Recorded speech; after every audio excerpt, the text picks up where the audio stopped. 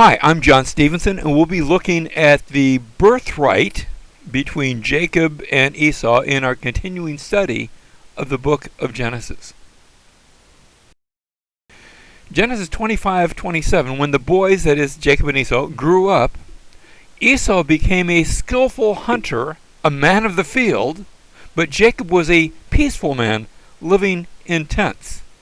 Now, do you remember where Genesis has previously mentioned a hunter? Back in the early chapters of Genesis, there was a person named Nimrod who was a mighty hunter before the Lord, and the sense that we got of that, not that hunting is a bad thing, but that he was a mighty hunter who sort of pitted himself up against the Lord. And here again in Esau, we're going to see somebody not necessarily that doesn't like God, that's not necessarily against God, but that he's not going to be valuing the thing that God has given. By contrast, we have Jacob, who is described as a peaceful man, a ish-tam. The word ish is the word for man. And Tom, usually we translate that as a perfect man. Driver suggests that this refers to a domesticated man. Esau was sort of an outdoors fellow, and Jacob might have been at his computer and iPad and, the ancient equivalent of whatever those things might be, living in tents. Now, Isaac loved Esau because he had a taste for game, but Rebekah loved Jacob. Isn't it interesting how the passage itself specifies the sort of preference that each of the parents had? That Esau was dad's favorite, whereas Jacob was mom's favorite. And perhaps in her case, that was because of the promise that had been given by God at the very outset before they were even born.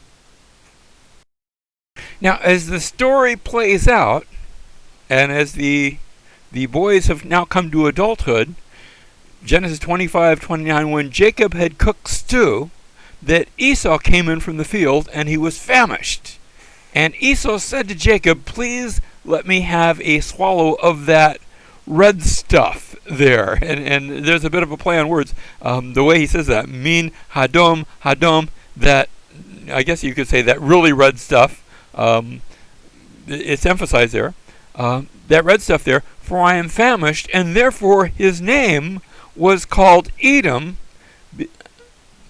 Adom just means the red place, or red. And remember that eventually Esau is going to be living in a place called Edom, the redness place. But Jacob said, "Well, first sell me your birthright."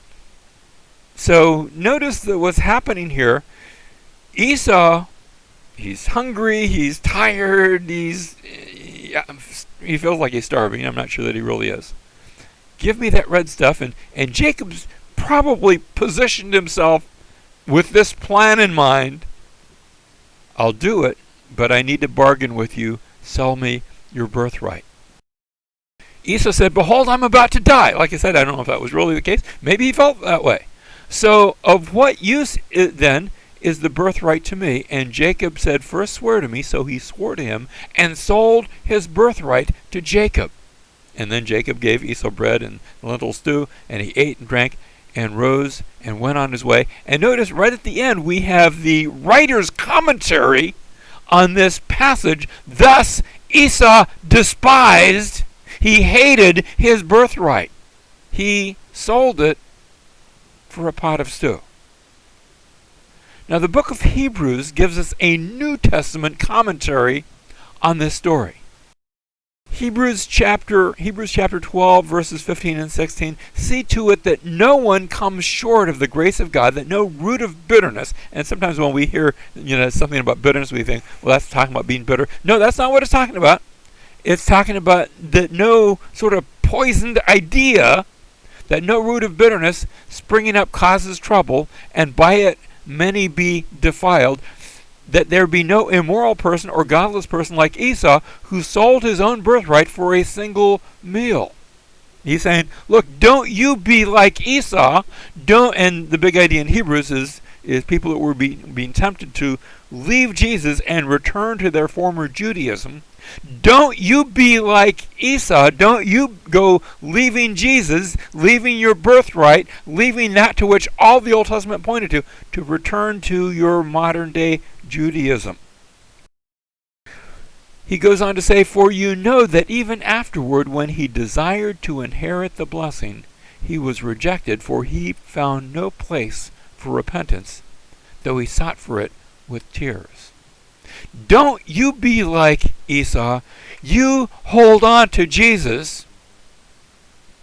And even though the book of Hebrews is addressed to those who are Hebrews, those who are written to Jewish people, we can apply it in the same way for us today. You hold on to Jesus no matter what. Don't you trade your salvation in for anything under the sun. You hold on to him. You'll be glad that you did.